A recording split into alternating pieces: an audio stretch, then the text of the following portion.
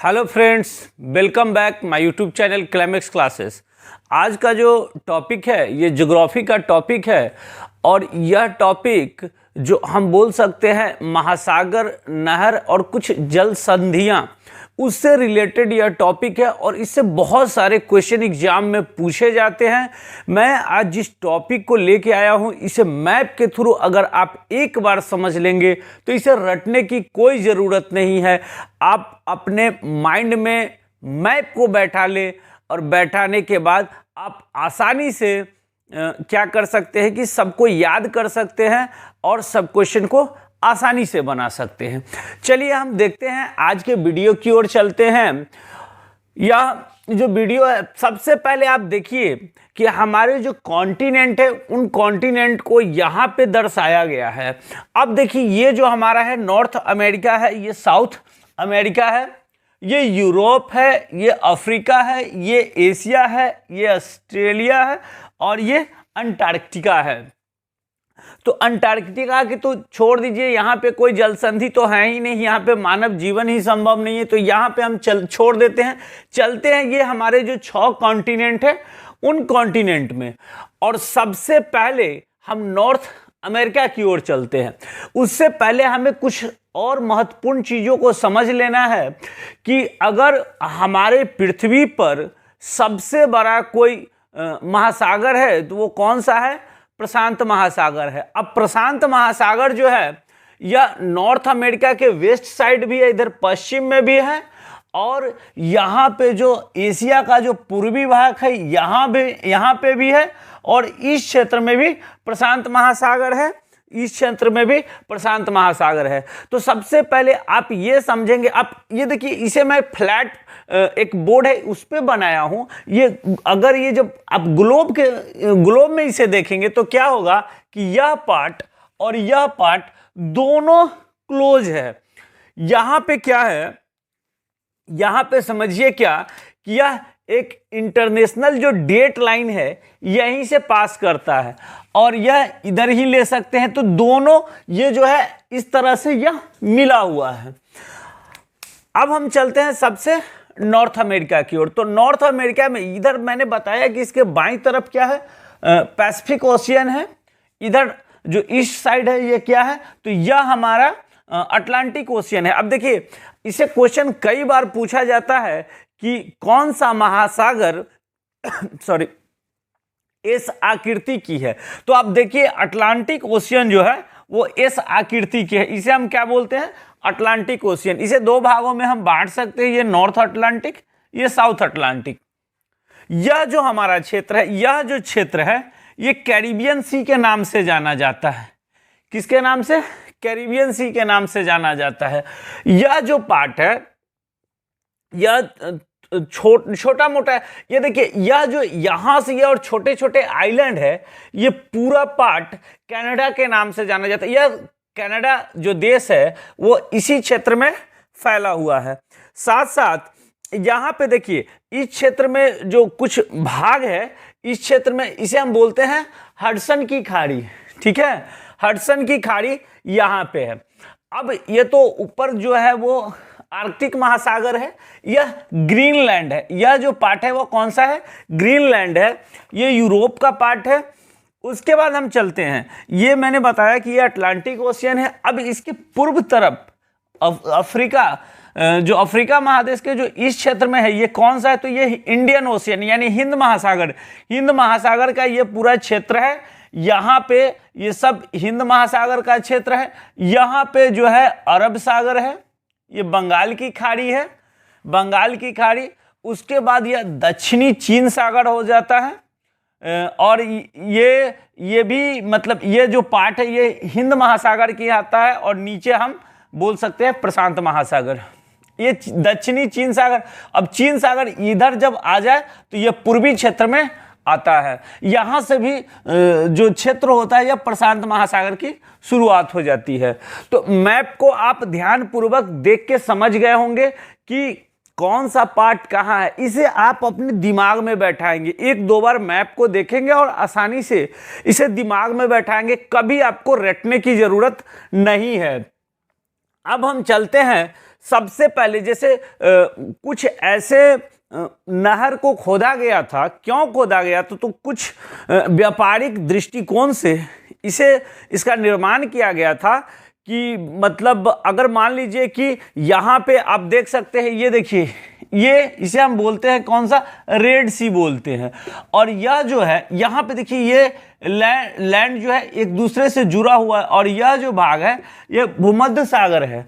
तो यहाँ से यहाँ जाने के लिए अगर यहाँ पे नहर होता तो बहुत आसानी हो जाती, और बाद में ये नहर खोदा भी गया। लेकिन अगर इस क्षेत्र से यूरोप जाना होगा तो क्या करना होगा कि पूरा आप ऐसे पूरा अफ्रीका का गोल चक्कर लगा के, और तब आप यूरोप के क्षेत्र में, या तो आप इधर से जा सकते हैं। तो यहीं पे ये जो पार्ट है, यह पार्ट किसका है, तो यही है सुएज नहर। यह इजिप्ट का क्षेत्र है, और इसी इजिप्ट के क्षेत्र में यहाँ पे सुएज नहर का निर्माण किया गया था 1869 में कर्नल नासिर के द्वारा। यहाँ पे ये सुएज नहर का निर्माण किया गया था। तो इसे देखिए कितना जो समुद्र, जो व्यापारिक जहाज होते हैं वो कितना फ्यूल को बचाता है कि अगर यहाँ से आपने इंडिया के क्षेत्र से चला इधर से आके, और सीधे ये सुएज कैनल से आप आ जाएंगे, कहाँ पे आ जाएंगे, तो लाल सागर होती है भूमध्य सागर, और यूरोप के क्षेत्र में आप आ जाएंगे। इतना बड़ा चक्कर नहीं लगाना पड़ेगा। तो कुछ जो नहर है वो नहर व्यापारिक तौर पे उसे ध्यान में रखते हुए उसकी खुदाई की गई थी। और कुछ ऐसी जल संधियां हैं जो दो महासागर या दो ऐसे सागर है जो एक दूसरे सटते हैं, और वह एक संधि का रूप लेती है, जिसे हम नाम दिया जाता है, उसका नाम जल संधियां कहा जाता है। अब देखिए यहाँ पे सबसे पहले हम चलते हैं पनामा नहर। पनामा नहर की जो खुदाई हुई थी, तो ये देखिए अमेरिका के क्षेत्र में है, और इसकी खुदाई कब हुई थी, तो इसकी खुदाई 1914 में हुई थी। अब ये देखिए, ये नॉर्थ अमेरिका में ये अमेरिका का पार्ट है, ये नीचे वाला ये मैक्सिको का क्षेत्र, ये दक्षिणी अमेरिका। तो यहाँ से यहाँ यानी जो पनामा नहर है वो प्रशांत महासागर से कैरिबियन सी में जाने के लिए इसका निर्माण किया गया है। अगर मान लीजिए कि यहाँ पे ये लैंड लॉक्ड है तो ये पूरा घूम के जाना होता। तो यहाँ से हम क्या करते हैं, पनामा नहर। तो पनामा नहर किसे जोड़ती है, तो पनामा नहर ये हमारा कौन सा है, प्रशांत महासागर और कैरिबियाई सागर को, यानी कैरिबियाई सागर और प्रशांत महासागर, ये प्रशांत महासागर और कैरिबियाई सागर को पनामा नहर जोड़ती है। उसके बाद चलते हैं बेरिंग सागर यानी बेरिंग जल संधि।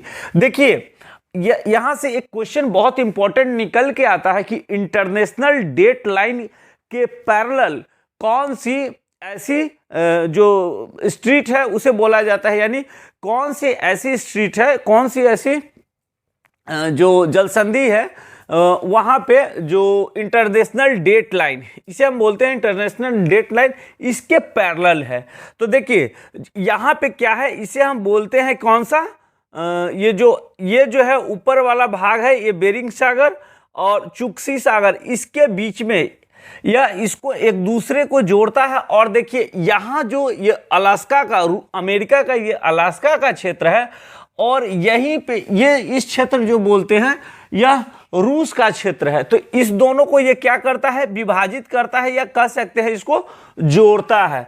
तो इस क्वेश्चन को याद रखेंगे आप कि कौन सी ऐसी जल संधि है जो इंटरनेशनल डेट लाइन के पैरेलल है, तो यही है बेरिंग जल संधि। और यहाँ पे एक बेरिंगा आइलैंड भी है, इसी आइलैंड के नाम पे इसका नाम दिया गया है। तो यह बहुत इंपॉर्टेंट है, आप इसे याद रखेंगे। बेरिंग जल संधि किसे किसे जोड़ता है, तो यह बेरिंग सागर और चुक्सी सागर को जोड़ता है, जो अमेरिका के अलास्का और रूस के भागों को विभक्त भी करता है, और यह इंटरनेशनल डेट लाइन के पैरेलल यह जल संधि है। उसके बाद हम चलते हैं डेविस जल संधि। डेविस जल संधि कहाँ है, तो बेफिन खाड़ी और अटलांटिक महासागर। तो ये देखिए यहाँ यह जो पार्ट है इस क्षेत्र में, ये देखिए यहां से लेके यानी बेफिन की खाड़ी और अटलांटिक महासागर, इस क्षेत्र को यह जोड़ता है। और इधर कौन सा देश है? तो ग्रीनलैंड है। और इधर कौन सा है? तो कनाडा है। तो कनाडा और ग्रीनलैंड के भागों को यह विभक्त भी करता है और यह जोड़ता किसे है? तो बेफिन की खाड़ी और अटलांटिक महासागर को यह जो है कौन सा जो डेविस जल संधि है यह जोड़ता है। उसके बाद हम चलते हैं मैगलन। अब देखिए मैगलन जल संधि कहाँ है? तो ये मैगलन जल संधि जो है ना इस पार्ट में है। देखिए यह जो क्षेत्र है ना, यह क्षेत्र चिली, आपने दक्षिणी अमेरिका में एक कंट्री का नाम सुना होगा चिली, तो यही चिली कंट्री है। अब देखिए यहां से इसके माध्यम से हम क्या करते हैं? पैसिफिक ओशियन से हम अटलांटिक ओशियन में जाते हैं। तो यह कौन सी जल संधि है? तो इसे हम मैगलन जल संधि के नाम से जानते हैं और यह चिली जो देश है इसके निकट है। तो ये अमेरिका महादेश के ये कुछ महत्वपूर्ण है।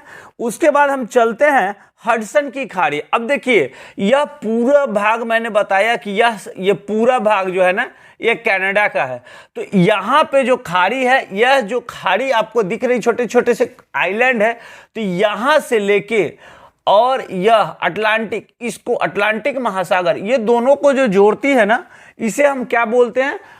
हडसन की खाड़ी ये है। और इसे हम हडसन की खाड़ी और अटलांटिक ओशियन को जोड़ते हैं, जिसे हम हडसन स्ट्रीट कहते हैं। तो ये हमारे दक्षिणी अमेरिका और उत्तरी अमेरिका के कुछ प्रमुख जल संधियां थी। एक नहर भी था जिसे मैंने बताया, इसे आप याद रखेंगे। उसके बाद हम चलते हैं यूरोप और अफ्रीका के क्षेत्र में। अब देखिए यहाँ पे सबसे ज्यादा जो क्वेश्चन पूछे जाते हैं तो इन्हीं क्षेत्रों से पूछे जाते हैं। और यहाँ पे जैसे पनामा और बेरिंगा आइलैंड के पास जो मैंने बताया कि बेरिंग जल संधि है, इसे भी आप याद रखेंगे। चलिए यहाँ हम चलते हैं जिब्राल्टर। सबसे पहले हम देखते हैं जिब्राल्टर है कहाँ। तो देखिए यूरोप का जो अंदर का ये यानी यह जो भाग है ना, इस भाग में अंदर इन करने के लिए हम जिब्राल्टर के ही माध्यम से जाते हैं। यानी इसे हम क्या बोलते हैं? जिब्राल्टर बोलते हैं। और इसके माध्यम से हम कहाँ जाते हैं? तो यह भूमध्य सागर में जाते हैं। तो इसे हम बोल सकते हैं जिब्राल्टर जल संधि जो है वो किन्हें जोड़ता है? तो यह अटलांटिक ओशियन और भूमध्य सागर को जोड़ता है। किसे जोड़ता है? अटलांटिक ओशियन और भूमध्य सागर का। इसे हम बोल भी सकते हैं, इसे यूरोप का द्वार भी कहा जाता है। अब यह डिवाइड किसे करता है? तो यहाँ पे देखिए यह जो पार्ट है ना, यह अफ्रीका के सबसे नॉर्थ में मोरक्को देश है। कौन सा देश है? मोरक्को। और यह जो इसका जो नीचे वाला पार्ट है ये स्पेन है। यानी जो यूरोप का जो ये दक्षिणी भाग है ना, ये स्पेन है, यहाँ मोरक्को है। और ये दोनों के बीच से यह जिब्राल्टर भूमध्य सागर में प्रवेश करता है। जिब्राल्टर, तो यह अटलांटिक ओशियन और भूमध्य सागर को जोड़ने वाली जो जल संधि है उसे हम किस नाम से जानते हैं? तो जिब्राल्टर के नाम से जानते हैं। इसे यूरोप का द्वार भी कहा जाता है। उसके बाद हम चलते हैं सुएज कैनल। देखिए सुएज जो नहर है ना, इसका 1869 में इसका राष्ट्रीयकरण किया गया था। इसे खुदवाया गया था। खुदाई तो इसका कई साल चला था। तो देखिए यह जो रेड सी है, इसे हम क्या बोलते हैं? रेड सी। और यह भूमध्य सागर, ये दोनों को ये जोड़ती है। ये सुएज कैनाल है ना, इस पार्ट पे यहाँ पे खुदाई करके खुद बनाया गया है। और यह इजिप्ट का पार्ट है। तो यहाँ से यहाँ ये दोनों क्या करते हैं? दोनों जो सागर है, जो भूमध्य सागर और ये लाल सागर और भूमध्य सागर को जोड़ने वाली जो नहर है वो कौन सी नहर है? तो सुएज कैनल है। इसे भी याद रखेंगे, इजिप्ट में है। उसके बाद हम चलते हैं नॉर्थ चैनल। अब देखिए यह जो है ना, ये आयरलैंड का क्षेत्र है। यह बहुत इंपॉर्टेंट क्षेत्र है। इसे आप मतलब इस क्षेत्र में जो व्यापारिक दृष्टिकोण से बहुत सारे जहाज चलते हैं। अब यहाँ देखिए यह जो नॉर्थ चैनल है ना, तो नॉर्थ चैनल किसे जोड़ता है? तो ये आयरिश सागर और ये अटलांटिक ओशियन, ये दोनों को नॉर्थ चैनल किसे जोड़ता है? तो आयरिश सागर और अटलांटिक ओशियन को यह जो है मतलब नॉर्थ चैनल जोड़ता है। ये अब देखिए हम चलते हैं कहां पे, डोबर जल संधि। देखिए डोबर जल संधि जो है ना, ये भी इंपॉर्टेंट जल संधि है और यह इंग्लिश चैनल और उत्तरी सागर, ठीक है, इंग्लिश चैनल और उत्तरी सागर। देखिए यह जो इंग्लिश चैनल के नाम से जाना जाता है, या इंग्लैंड का क्षेत्र और ये फ्रांस का क्षेत्र है, तो इस दोनों के बीच में डोबर जल संधि है। डोबर जल संधि इंग्लिश चैनल और उत्तरी सागर को जोड़ता है और यह फ्रांस और ब्रिटेन के बीच है, तो इसे भी हम याद रखेंगे, डोबर जल संधि। उसके बाद कील नहर। अब कील नहर जर्मनी में है। यह नहर विश्व की सबसे व्यस्त नहर है, इसे याद रखना है। कील नहर कहाँ है, तो जर्मनी में है और यह विश्व की सबसे व्यस्तम नहर है। उसके बाद हम चलते हैं, यह कील नहर उत्तरी सागर और बाल्टिक सागर को जोड़ती है। अब चलते हैं इस क्षेत्र में, देखिए यहां पे पाक जल संधि। अब देखिए पाक जल संधि कौन सा क्षेत्र में, यहां पे ये इसे हम बोलते हैं भारत और श्रीलंका के जो बीच का जो स्ट्रीट है, इसे हम क्या बोलते हैं, पाक जल संधि बोलते हैं। अब ये किसे किसे जोड़ता है, तो यह मन्नार की खाड़ी और बंगाल की खाड़ी को, यानी पाक जल संधि जो है वो मन्नार की खाड़ी और किसको, बंगाल की खाड़ी को जोड़ता है। उसके बाद हम चलते हैं मलक्का स्ट्रीट। देखिए मलक्का स्ट्रीट कहाँ है, ये देखिए ये भारत का, ये अंडमान का क्षेत्र है। ये अंडमान सागर और साथ साथ यह दक्षिणी चीन सागर है ना, इसे यह जोड़ने वाली जो स्ट्रीट है, इसे हम क्या बोलते हैं, मलक्का स्ट्रीट है। इसे याद रखेंगे, यह भी बहुत इंपॉर्टेंट है। उसके बाद लुजोन स्ट्रीट। देखिए लुजोन स्ट्रीट जो है ना, यह कहाँ है, तो दक्षिणी चीन सागर। ये देखिए फिलीपींस का क्षेत्र है, यह फिलीपींस का क्षेत्र है, तो फिलीपींस सागर और दक्षिणी चीन सागर के बीच में यह जो है लुजोन स्ट्रीट है। उसके बाद यह हम बोल सकते हैं कि यह किन दो देशों के बीच है, तो यह ताइवान और फिलीपींस के बीच है लुजोन स्ट्रीट, और यह कहाँ पे है, तो दक्षिणी चीन सागर और फिलीपींस सागर के बीच को जोड़ता है ये दोनों को। अब आइए सुंडा जल संधि जो है वो कहाँ है, तो ये देखिए जावा का जो क्षेत्र है, ये जावा सागर और हिंद महासागर, जावा सागर और हिंद महासागर का जो क्षेत्र है ना, यानी ये इंडोनेशिया के एक द्वीप है। जावा द्वीप जो है वो इंडोनेशिया का एक द्वीप है और इस क्षेत्र को यह जोड़ता है। सुंडा द्वीप कहाँ है, तो इंडोनेशिया में है। और किसे ये जोड़ता है, तो यह जो है जावा सागर और हिंद महासागर, जावा सागर और हिंद महासागर को सुंडा द्वीप जोड़ता है। उसके बाद हम चलते हैं सुगारू स्ट्रीट। देखिए यहाँ पे ये देखिए ये जापान का क्षेत्र है। यह जापान जो है ना, ये नॉर्थ जापान, ये साउथ जापान, ये जापान दो भागों में बटा हुआ है। ऐसे तो जापान में कई आइलैंड है, लेकिन मुख्य रूप से जो बड़े आइलैंड के रूप में है, तो ये जापान दो भागों में बटा हुआ है। अब देखिए यहाँ पे क्या है, इस स्ट्रीट को बोलते हैं, जैसे अब इस स्ट्रीट से कैसे बहुत सारे ऐसे जहाज जो निकलते हैं व्यापारिक क्षेत्र के, तो जो इन क्षेत्रों से आते हैं, चाइना के क्षेत्र से जो जहाज यहाँ पे आते हैं, तो इधर से ये निकल के इसी क्षेत्र से होके यहाँ से निकल के और सीधे इस क्षेत्र में आ जाते हैं। यानी यहां से निकल के जिन्हें अमेरिका के क्षेत्र में आना होता है, तो इधर निकल के आ जाते हैं। तो इसी को हम बोलते हैं कौन सा, सुगारू स्ट्रीट बोलते हैं। अब ये देखिए जापान सागर, और ये किसे जोड़ता है, जापान सागर और प्रशांत महासागर को यह जोड़ता है। कौन सा स्ट्रीट, सुगारू स्ट्रीट, जापान सागर और प्रशांत महासागर को जोड़ता है। उसके बाद हम चलते हैं ऑस्ट्रेलिया की ओर। ऑस्ट्रेलिया में जो एक तस्मान कुक के नाम पे जो कुक स्ट्रीट बोला जाता है, तो ये देखिए कौन सा है, न्यूजीलैंड दो भागों में। देखिए न्यूजीलैंड, ये नॉर्थ न्यूजीलैंड, ये साउथ न्यूजीलैंड, ये न्यूजीलैंड भी, इसे यह जो देश आपको दिखाई दे रहा है ये न्यूजीलैंड है और यह दो भागों में बटा हुआ है, ये नॉर्थ और ये साउथ। अब इन दोनों के बीच में जो खाड़ी, ये जल संधि है ना, इसी को हम बोलते हैं कुक स्ट्रीट।